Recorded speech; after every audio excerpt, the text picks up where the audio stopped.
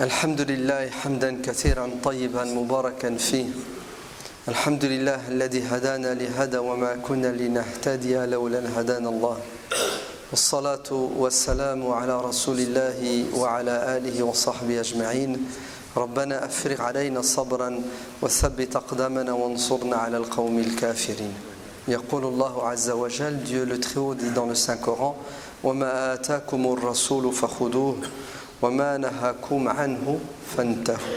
Et dans un autre verset, Dieu dit وأطيعوا الله وأطيعوا الرسول. Et dans un troisième verset, Dieu dit وما ينطق عن الهوى إن هو إلا وحي يوحى. Ces trois versets du Coran, s'ils sont pris et compris de manière littérale, mènent à un égarement manifeste. Dieu nous demande de lire le Coran et de l'analyser. Notre lecture ne doit pas être superficielle, sinon nous allons entrer dans des contradictions flagrantes et le propre de la parole de Dieu, c'est qu'elle ne contient pas de contradictions. وَلَوْ كَانَ مِنْ عِنْدِ غَيْرِ اللَّهِ لَوَجَدُوا فِيهِ اخْتِلَافًا كَثِيرًا. Une des preuves indiscutables que le Coran est la parole de Dieu, c'est que le Coran ne contient pas de contradictions, c'est que notre religion n'est pas venue heurter la raison. L'islam n'est pas une religion qui est venue pour remettre en question ce qui fait le charme de l'être humain, c'est-à-dire sa capacité de réfléchir, son esprit critique, sa capacité d'analyser et d'avoir du recul par rapport à ce qu'il lit, par rapport à ce qu'il entend, par rapport à ce qu'il voit. En aucun cas, le musulman doit être un suiveur. Il doit être quelqu'un d'intelligent qui, que ce soit vis-à-vis de la parole de Dieu, vis-à-vis de la parole, des gestes, des actes du prophète, a fortiori d'un autre être humain, le musulman doit avoir quoi? Doit avoir un esprit critique, c'est-à-dire qu'il doit analyser.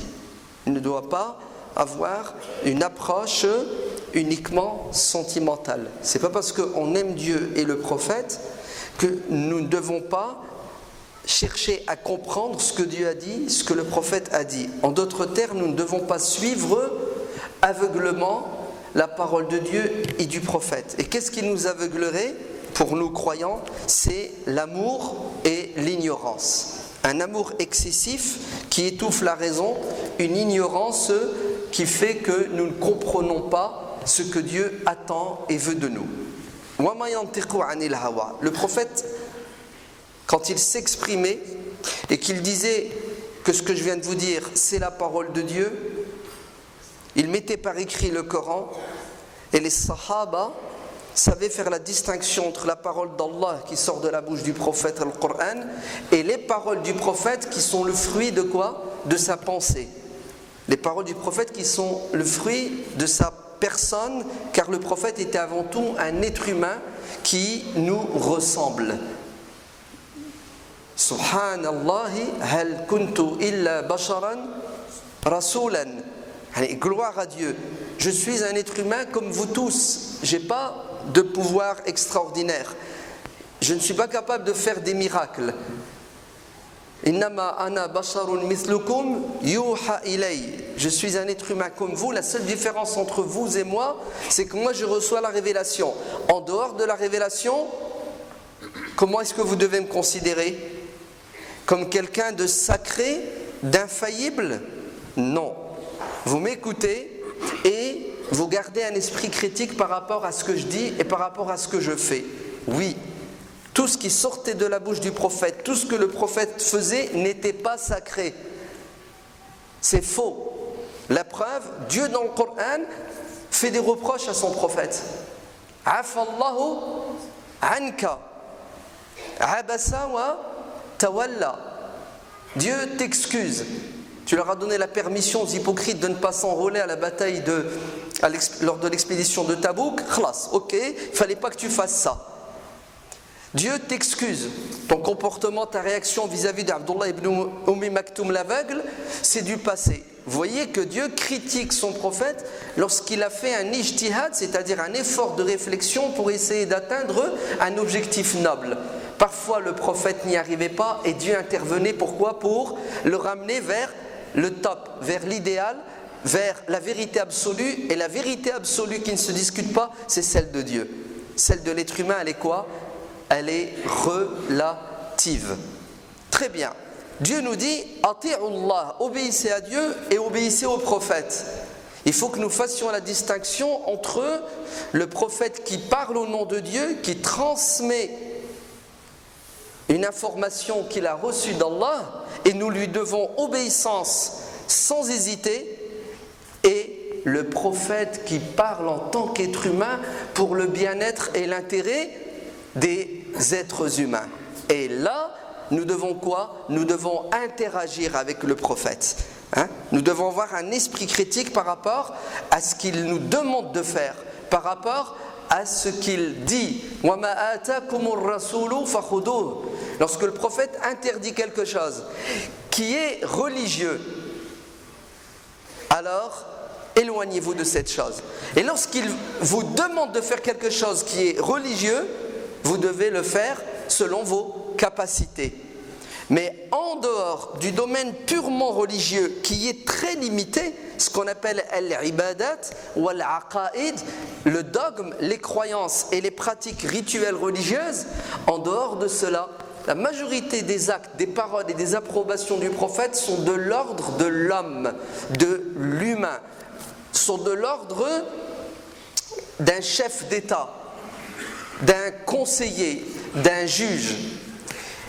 Et cette distinction entre le prophète qui reçoit la révélation que nous devons croire et suivre sans discussion, et l'homme qui gère la vie d'ici-bas à travers son ijtihad, c'est-à-dire son intelligence, cette distinction remonte, elle a été faite, vous savez par qui les premiers? Par les sahaba, par les compagnons radiyallahu anhum. Les premiers à avoir fait la différence entre les différentes casquettes ou turbans du prophète, ce sont les compagnons. La preuve, juste après l'expédition et la bataille de Hunayn, en l'année 8 de l'Hégire, le prophète alayhi salatu wassalam va distribuer le butin, c'est le salaire de qui? Le butin récupéré à une partie de l'armée. Il va donner le butin aux Qurayshites, les Mécois. Les Mécois qui viennent de se convertir il y a à peine 15 jours. Les Mécois qui ont combattu l'islam, le prophète, les premiers musulmans, les Muhajirin et l'Ansar pendant, vous savez combien de temps? 21 ans. Et là, le prophète leur donne le butin. Sachez que ça va déplaire à une partie des musulmans, notamment les Médinois, les Ansar, qui ont tout donné pour Dieu, le prophète, qui se sont sacrifiés, qui se sont privés. Ça leur a coûté cher d'accueillir le prophète, mais ils l'ont fait avec foi et avec dévotion. Et là, ils sont choqués. Ils ne comprennent pas pourquoi le prophète donne à ses ennemis de la veille. Il y a encore 15 jours, ils nous combattaient. Le hadith dit, nos épées sont encore imbibées de leur sang. Et il leur donne, au lieu de nous récompenser nous, au lieu de nous donner, nous, ça fait 21 ans, ça fait 8 ans pour les Médinois qu'on souffre et qu'on galère. Ils vont se retrouver entre eux et ouvrez bien vos oreilles. Ils vont critiquer ce que le prophète a fait. Vous entendez le terme critiquer? N'ayez pas peur. Ista'tabna, dit le hadith. Ça veut dire quoi? Ça veut dire les Ansar que Dieu met en évidence dans le Coran. Dieu parle des Ansar, il dit que ce sont des croyants hors pair. Dieu dit des Ansar radiyallahu anhum. Allah est satisfait d'eux. Vous savez, les Ansar, qu'est-ce qu'ils font? Ils critiquent le messager de Dieu et ils sont choqués. Qu'est-ce qu'ils disent? Ils disent, on voudrait savoir si ce que le prophète a fait, c'est Dieu qui lui a dit de le faire, parce que si c'est Dieu, on se tait, circule, il n'y a rien à discuter. Voilà. Quand ça vient d'Allah, on sait que ce que Dieu fait, c'est ce qu'il y a de meilleur. Mais, si c'est lui qui a pris la décision de distribuer le butin à à ces convertis récents qui nous ont combattus pendant 21 ans, on voudrait bien comprendre pourquoi, parce qu'on n'est pas d'accord avec lui. Ajib, des sahaba qui ne sont pas d'accord avec le prophète. Oui, c'est humain. Tu as un aql, tu as une raison, tu veux comprendre. Et le prophète va intervenir. Et il va lever le doute qui a gagné le cœur des sahaba. Il va répondre à leurs questionnements. Et vous savez ce qu'il va leur dire? Il va leur dire, ces gens-là, je leur donne du matériel pour affermir les cœurs et les garder dans l'islam. Quant à vous, vous n'avez pas besoin de ça, vous. D'ailleurs, vous aurez mieux que ce qu'ils ont. Vous aurez le messager de Dieu qui ne va pas rester à la Mecque. Pourtant, c'est sa ville natale. Le messager de Dieu va vous suivre et rentrer à Médine et finir ses jours avec vous pour vous apporter ce qu'il y a de plus beau, c'est-à-dire la foi, c'est-à-dire la science et la connaissance. Et là, les sahaba vont se mettre à pleurer et ils vont regretter leurs critiques non fondées, et ils vont accepter la décision du prophète. Qu'est-ce qu'on doit retenir de cette histoire? On doit retenir de cette histoire que les sahaba n'étaient pas des suiveurs aveugles. Ils savaient que parfois le prophète, quand il parlait et il agissait, c'était par rapport à ce qu'il pensait lui tout seul, pas par rapport à ce que Dieu lui dit. Et qu'est-ce que recherche le prophète? Il recherche le mieux, il recherche la maslaha, l'intérêt des musulmans. Regardez, juste après la bataille de Khaybar, les cuisiniers de l'armée font à manger. Et vous savez qu'est-ce qu'ils ont mis dans les marmites à faire cuire? De l'âne. Ils ont trappé des ânes, ils les ont égorgés et ils ont fait cuire la viande d'âne. Et quand le prophète apprend cela, vous savez ce qu'il dit? Il dit, videz les marmites, jetez cette viande et brisez les marmites. Allez, mettez tout à la poubelle, à la déchetterie. Les marmites et ce qu'il y a dedans. Très bien. Qu'est-ce que font les compagnons à votre avis? Ils obéissent. Mais il y en a un qui réagit. Il court, il va voir le prophète, alayhi salatu wassalam, il dit, Ya Rasulallah, ok, la viande on va la jeter parce que tu viens de nous dire qu'elle était haram. On est d'accord, on n'a pas le droit de la manger. Mais les marmites, non, on ne les jette pas, prophète. Non, les marmites on va les garder, on va les nettoyer au javel et on ne les jette pas. Qu'est-ce que le prophète a dit à votre avis? Il lui a dit, tu es un égaré, ya Omar? Tu dis le contraire de ce que je dis? Je vous ai donné un ordre et tu contredis mon ordre? Non. Vous savez qu'est-ce que le prophète a dit? Il a dit, ok, t'as raison Omar. C'est du bon sens ce que tu dis. On vide les marmites, on jette ce qu'il y a dedans et on garde les marmites et on les nettoie. Regardez. Pourquoi est-ce que Omar radiallahu anhu a réagi? Pourquoi est-ce que Omar radiallahu anhu est allé voir le prophète, discuter ce que le prophète a dit? Parce que c'est comme ça qu'Omar a été éduqué. C'est comme ça que les sahaba ont été éduqués. Ils ont été éduqués à faire marcher leur cerveau pour comprendre ce que le prophète dit, parce que ce que le prophète dit ne peut être que dans l'intérêt des musulmans. Et si jamais le prophète n'a pas réussi à atteindre son objectif, vous avez les compagnons qui sont derrière pour l'aider à atteindre l'objectif à travers leur apport, à travers leur réflexion, à travers leur critique. Abu Huraira radiallahu anhu cherche le prophète. Le prophète il a disparu et il le trouve dans un verger assis en train de se rafraîchir. Qu'est-ce que tu veux, ya Abu Huraira? Ô prophète, j'ai eu peur. Tu étais assis avec nous, tu as disparu, on pensait que tu étais parti pour une raison, et tu revenais pas, donc je me suis fait un film, je dis mon Dieu, il lui est arrivé un malheur, donc je te cherche. Ça prouve qu'Abu Huraira, il aime le prophète, alayhi salatu wassalam, et il est soucieux de sa santé, de sa sécurité. Très bien. Vous savez ce que le prophète dit à Abu Huraira? Il lui dit, tiens, ya Abu Huraira, prends mes sandales, sors de ce verger, de ce jardin, et va crier sur les toits partout et dis aux musulmans que toute personne qui dira la ilaha illallah sincèrement entrera au paradis. Un cadeau que le prophète vient de faire à la communauté en nous disant que la sincérité sauvera tous les êtres humains.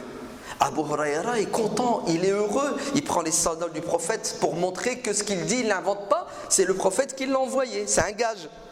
Sur la route, il croise qui à votre avis? Il croise Omar ibn al-Khattab. Abu Huraira est tout excité, Omar l'arrête, il lui dit tu vas où? Il lui dit regarde, le prophète m'a donné une mission, j'ai les sandales du prophète, je dois dire à tout le monde que la ilaha illallah sincèrement suffit pour entrer au paradis. Omar lui met un coup dans sa poitrine et il l'arrête. Il lui dit ça va pas non? Tu dis pas ça. Ajib, c'est pas possible quand même. Omar ibn al-Khattab arrête l'envoyé de Dieu qui est en mission et il lui dit tu vas pas dire ça aux gens. C'est le prophète qui me l'a dit de le dire. On fait quoi avec Omar ibn al-Khattab? On fait quoi avec Omar radiallahu anhu? Vous savez qu'est-ce qu'on fait? On s'incline devant la grandeur, devant l'intelligence de Omar ibn al-Khattab. Le diable quand il prend un chemin, Omar quand il prend une voie, le diable change de voie. S'il devait y avoir un prophète après le dernier des prophètes, ça serait Omar. Qu'est-ce que fait Abu Huraira? Il fait demi-tour, il va voir le prophète pour se plaindre de ce que Omar a fait. Omar le suit et Omar intervient. Et vous savez ce que dit Omar au prophète? Il lui dit prophète, il ne faut pas dire ça. Si jamais on annonce ça, il y a des gens qui vont prendre à la lettre cette bonne nouvelle et qui vont arrêter de pratiquer. Ils vont mal comprendre ta parole. Ils vont dire, il suffit de dire la ilaha illallah et le paradis est ouvert. C'est pas le moment de dire ça, ya Rasulullah. Qu'est-ce que le prophète lui a dit? Le prophète lui a dit comment? Tu remets en mes questions mes paroles, tu discutes ce que je dis, tu sais mieux que moi. Il lui a dit que ce que je viens de dire c'est Allah qui me l'a dit. Rien de tout cela. Le prophète a dit à Omar, ok, tu as raison. Allahu Akbar. Ok, tu as raison. Est-ce que ça veut dire qu'Omar est plus intelligent que le prophète? Non. Vous savez qu'est-ce que ça veut dire? Ça veut dire que le prophète sallallahu alayhi wa sallam pensait, réfléchissait pour essayer de faire ce qu'il y a de mieux pour transmettre la religion de Dieu aux musulmans. Et le but de cette religion, c'est de donner aux musulmans les moyens, les outils intellectuels et matériels pour être heureux sur terre et dans l'au-delà. Voilà, c'est ça l'objectif. Et Omar l'a compris. Et la plupart des sahaba l'ont compris, sauf une minorité des sahaba qui étaient littéralistes comme Abdullah ibn Omar dans pas mal de domaines. Est-ce que vous savez qu'un jour Abdullah ibn Omar circulait et il s'est arrêté, il est parti faire la prière. On lui dit pourquoi tu fais la prière? Il a dit parce que j'ai vu le prophète faire la prière ici. Il avance, il circule. Et il se baisse. On lui dit pourquoi tu te baisses? Il n'y a rien, il n'y a pas d'obstacle, il n'y a pas de branche d'arbre. Il a dit ici il y avait un arbre, il y a longtemps.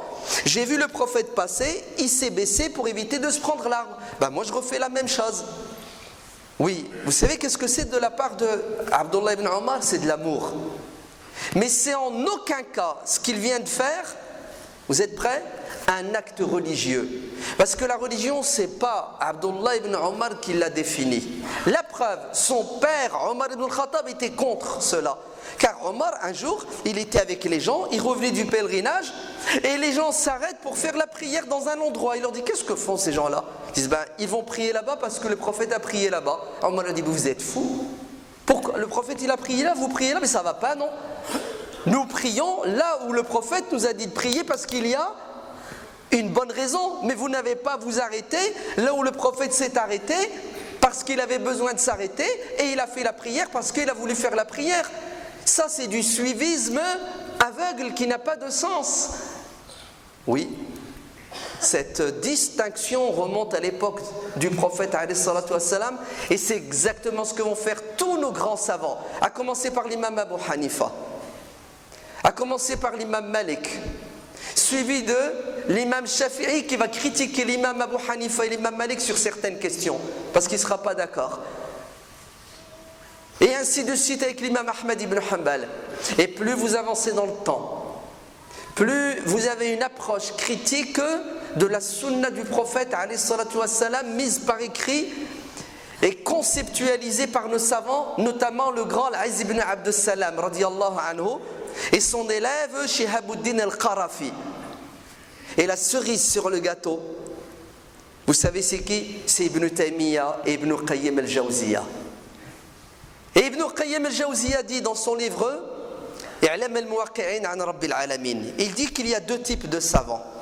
Deux types de savants, ou deux approches, deux analyses de la religion qui sont différentes, voire même opposées, elles ne donnent pas le même résultat.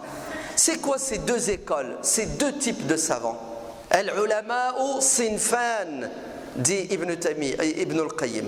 Il dit, il y a des savants qui disent ad-dinu, la religion, c'est qala Allah wa qala ar-Rasul. C'est ça le din. Et je suppose que nous tous ici, dans cette belle mosquée, masha'Allah, à chaque fois que je viens, de plus en plus belle. Et vous savez grâce à qui? Grâce à des responsables qui sont beaux. Parce qu'on voit les fruits de leurs efforts qui sont beaux. Hein? On voit la grandeur et la beauté d'une religion à travers les quoi? Les actes de ses fidèles. Un arbre, il faut regarder ses fruits. Eh ben, les responsables de cette mosquée sont des gens extraordinaires parce que la mosquée est extraordinaire. Mais entre nous, hein, jamais ils auraient pu faire ça s'il n'y avait pas vous. Eh oui, en fait, vous êtes tous beaux, vous êtes tous extraordinaires et qu'Allah vous donne la force de le rester jusqu'à la fin de vos jours et qu'il vous donne la force pour continuer ce que vous avez commencé. Bon, vous avez quand même fait une erreur, elle est trop petite. La mosquée, il n'y a plus de place. Mustapha, il n'arrête pas de me dire avance. Alors avancez, serrez-vous, mettez-vous les uns sur les autres, débrouillez-vous, il n'y a plus de place. Allah ibarak fikum. Pensez à vos frères qui souffrent derrière. Et c'est partout pareil. Hein. Les mosquées sont bondées, les mosquées sont remplies. Walillahi alhamd. Qu'est-ce que je disais? Ahsant. Ibn al-Qayyim. Il y a deux types de savants. Il y a des savants qui disent le din, la religion, c'est Dieu a dit, le prophète a dit. Et c'est exactement ce que nous pensons tous et ce que nous disons parce que c'est ce qu'on nous a enseigné. Vrai ou faux? Taïb. Il y a un deuxième type de savant, une deuxième école. Vous savez qu'est-ce qu'elle dit? Elle dit la religion, ce n'est pas Dieu a dit, le prophète a dit. C'est pas vrai. La religion, c'est qu'est-ce que Dieu a voulu dire? Qu'est-ce que le prophète a voulu dire? ماذا يريد أن يقول الله وماذا يريد أن يقول رسول الله. Et qui a raison? Les premiers ou les deuxièmes? Ah ben on va demander à l'imam Ibn al-Qayyim. Il est mieux placé que nous, non? Il a écrit un livre qui s'appelle Zad al-Ma'ad. Ouais. Où il fait la biographie, la vie du prophète alayhi salatu wassalam, et il analyse la vie du prophète, c'est-à-dire qu'il tire des leçons. Et c'est beau, c'est magnifique. Ibn al-Qayyim, c'est ce qu'il dit dans ce livre. Il dit, ne vous trompez pas, quand le prophète parlait et agissait, ce n'était pas toujours celui qui reçoit la révélation. Parfois c'était juste l'être humain. C'est pour cela que les Sahaba, juste après sa mort, n'auront pas de difficulté à faire le contraire de ce qu'il a dit. Pourquoi? Parce qu'ils savent que ce qu'il a dit, ce qu'il a fait de son vivant, c'était un ijtihad de sa part. C'est-à-dire, c'était un choix bien intentionné à la lumière des objectifs du din, de la religion, qui est de donner aux croyants les moyens d'adorer Dieu tout en étant heureux sur terre pour l'être dans l'au-delà. Ibn al-Qayyim dit que le groupe, le meilleur, le véridique, il l'appelle Al-Arifu Billah. Ceux qui ont bien compris la religion et qui connaissent Dieu, vous savez c'est lequel? C'est le deuxième. C'est le deuxième, c'est-à-dire ceux qui pensent et qui réfléchissent, ceux qui sont intelligents quand ils pratiquent la religion. Ceux qui ferment les yeux et qui disent que la raison doit être mise de côté au profit de la révélation, trahissent la révélation elle-même, puisque la révélation, c'est quoi son but, son objectif? C'est de donner aux êtres humains la solution à leurs problèmes. Le din ne doit pas être un problème pour l'être humain sur terre. Dès qu'on rencontre une difficulté, le din est là pour nous donner la solution à la difficulté. Dès que une pratique de la religion devient contre-productive, nous devons la revoir à la lumière des objectifs de la religion pour qu'elle aille dans le sens de la volonté de Dieu, car Dieu veut des choses, le prophète veut des choses, et la loi de Dieu, la charia, la voie tracée par Dieu, est une voie qui est basée sur quoi? Sur la logique, sur la raison, sur le bon sens, sur la maslaha, et c'est pas moi qui le dis. Vous savez c'est qui encore? C'est Ibn Qayyim al-Jawziyya dans son livre I'lam al-Muwaqqi'in an Rabbil Alamin, wa shari'atu kulluha adlun wa kulluha rahmatun wa kulluha hikmatun wa kulluha maslahatun. La charia, la voie tracée par Dieu, a pour objectif de permettre à l'être humain d'atteindre la justice, la miséricorde, la sagesse et son intérêt, son bien-être. Si c'est comme ça que les sahaba, les tabi'in et tous les grands savants, non, c'est pas vrai. La majorité écrasante des savants de notre communauté depuis les premiers temps jusqu'à aujourd'hui ont compris le din, la religion, ont compris que le prophète alayhi salatu wassalam avait plusieurs casquettes. Comment se fait-il alors que certains s'enferment dans le littéralisme, c'est-à-dire qu'ils prennent la chose à la lettre? Pourquoi? C'est quelque chose qui est difficile à comprendre. Je vais vous donner deux exemples. Le premier, c'est un très très grand savant qui s'appelle Abu Muhammad ibn Hazm radiyallahu anhu. C'est pas n'importe qui, c'est une sommité et c'est une lumière, mais c'est enfermé dans une méthodologie. Qui est quoi? Qui est le littéralisme, prendre à la lettre les textes, et il s'interdit toute forme d'analyse, notamment il s'est interdit ce qu'on appelle le qiyas, l'analogie. D'accord? Regardez ce qu'il dit. Il dit que le prophète alayhi salatu wassalam a dit dans le hadith sahih rapporté par l'imam al-Bukhari que à l'époque du prophète, la notion de pudeur chez les femmes avait atteint un très haut niveau. Parfois, ce n'est pas ce qui se passe aujourd'hui chez nous. Ainsi, le prophète, vous savez ce qu'il dit? Il dit, lorsqu'une jeune fille est demandée en mariage, il y a la cérémonie, il y a le tuteur, il y a la famille, son silence, le fait qu'elle se taise, qu'elle dise rien, lorsqu'on lui dit « Est-ce que tu veux épouser cet homme ?» ça veut dire qu'elle est d'accord. Parce qu'elle a honte.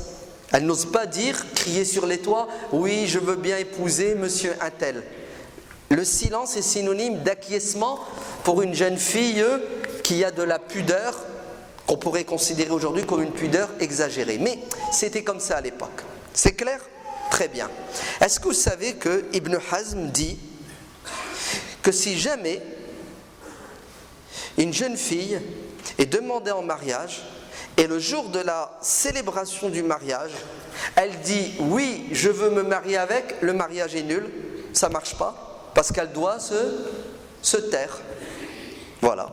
C'est-à-dire, Ibn Hazm prend le hadith à la lettre et il donne cette interprétation du hadith. Il dit, le prophète a dit que son silence est synonyme d'acquiescement, donc elle doit toujours se taire jusqu'à la fin des temps, et si jamais elle dit oui, ça ne marche pas. Tous les savants musulmans disent, Ibn Hazm dit n'importe quoi, c'est faux ce qu'il dit, ça n'a pas de sens. Mais que voulez-vous? C'est comme ça, Ibn Hazm, il a dit des choses merveilleuses, et il a dit des choses qui ont choqué tous les savants, c'est pour ça qu'ils l'ont critiqué, ils l'ont condamné. Il est littéraliste, très bien. Est-ce que ça existe encore aujourd'hui des savants qui disent le din c'est Dieu a dit, le prophète a dit, et non pas qu'est-ce que Dieu veut dire, qu'est-ce que le prophète veut dire? Oui, ça existe encore. Et vous allez voir, dans un mois, allez, dans moins de 2 mois, la polémique elle va revenir, ça va recommencer. Le début du mois de Ramadan. Voilà. Et vous allez voir, encore des savants, et des gens qui suivent aveuglement des savants sans esprit critique, qui vont vous dire on ne peut pas savoir quand le ramadan va commencer sauf la veille. Ouais. Donc il faut attendre 11h du soir pour dire aux gens demain c'est ramadan ou c'est pas ramadan. Alors que quand le prophète nous dit jeûnez le mois de ramadan Et si vous voulez savoir c'est quand le début du Ramadan, observez le croissant, il ne faut pas prendre à la lettre ce que le prophète a dit. Il faut se poser la question, qu'est-ce que le prophète a voulu dire ? Vous savez ce que le prophète a voulu dire ? Le prophète a voulu nous dire qu'on devait jeûner le mois de Ramadan en entier et ne pas se tromper en ratant le premier jour ou le dernier jour. Et il va nous donner le moyen qui existait à l'époque, qui était l'observation. Mais aujourd'hui, en 2018, si le prophète était parmi nous, c'est ce qu'il dirait ? Il dirait, nous allons consulter notre iPhone sur lequel il y a l'application Moon, je ne sais trop quoi, et on sait d'avance quand ce sera le Ramadan, non pas 2018, mais 2518. Pourquoi ? Parce que la science, aujourd'hui, a atteint un niveau où, ça là, le début et la fin des mois lunaires, c'est un détail. Il n'y a même plus matière à réfléchir tellement c'est une évidence, c'est écrit, c'est fini. Non, il y a des gens qui veulent et qui pensent et qui croient que tout ce qui est sorti de la bouche du prophète doit être pris à la lettre et il ne doit pas y avoir un effort intellectuel, intelligent pour comprendre ce que le prophète nous demande de dire pour atteindre l'objectif défini par Dieu et son prophète qui est le jeûne du mois de Ramadan sans rater le premier, sans rater le dernier jour. Est-ce que vous comprenez que le problème, il est dans quoi ? Il est là, al-aql. Si vous ne voulez pas réfléchir, si vous n'avez pas d'esprit critique, la religion devient un obstacle. À quoi ? À l'épanouissement, et elle n'évolue plus, et une religion qui n'évolue pas est vouée à la mort.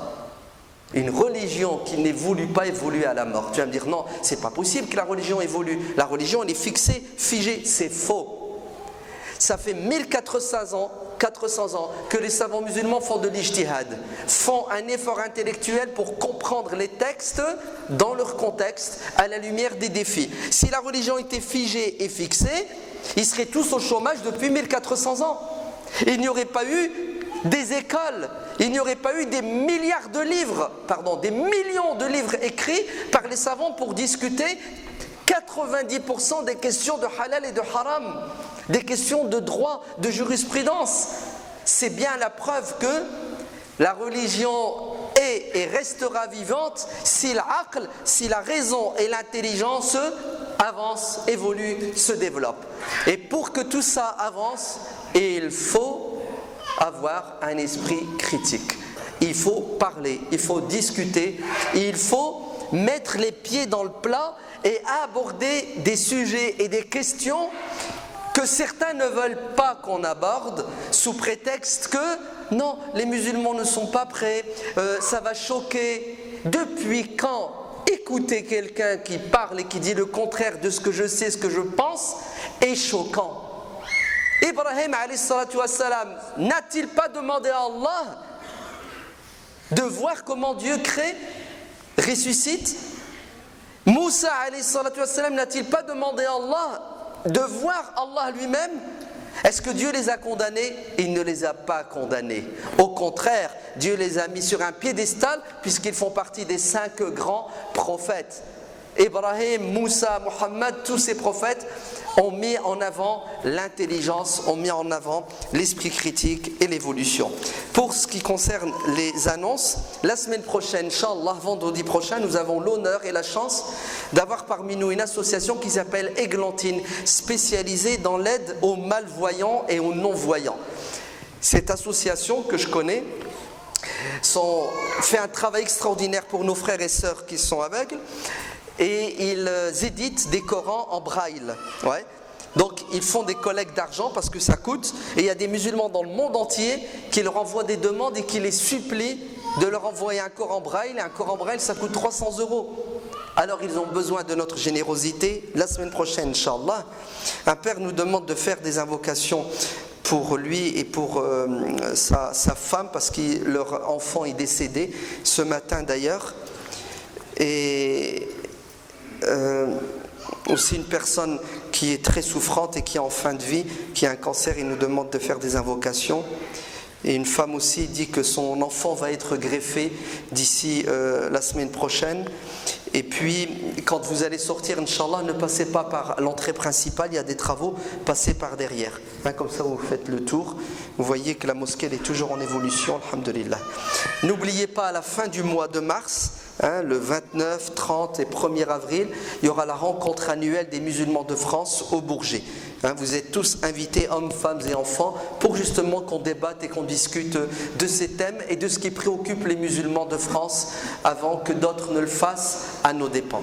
ربنا آتنا في الدنيا حسنة وفي الآخرة حسنة وقنا عذاب النار اللهم ارحم موتنا واشف مرضنا اللهم ارزق لهم الصبر والسلوان اللهم أجرهم في مصيبتهم اللهم أعز الإسلام بنا وأعزنا بالإسلام اللهم اكفنا شر أعدائنا من المنافقين ومن الكافرين اللهم صل على سيدنا محمد وعلى آله وصحبه أجمعين سبحان ربك رب العزة عما يصفون وسلام على المرسلين والحمد لله رب العالمين